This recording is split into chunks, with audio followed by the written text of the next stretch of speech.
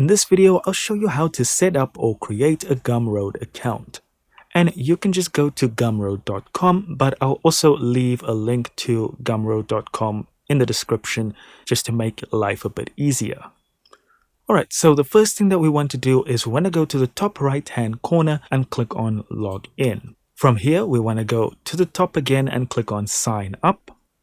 And now we can put in our email and create a password and then click on create account, or we can sign up with Stripe, X, Google, or Facebook.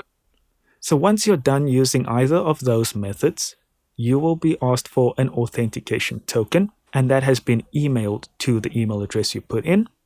So here in our mail, we can see we've got our code here, and I'm just going to copy and paste it into Gumroad and then hit login.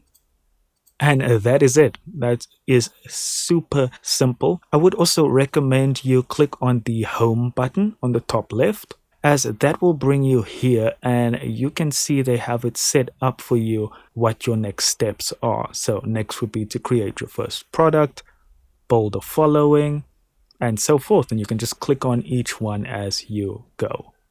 Guys, thank you so much for watching. Don't forget to hit like and subscribe and stick with us for more videos on Gumroad.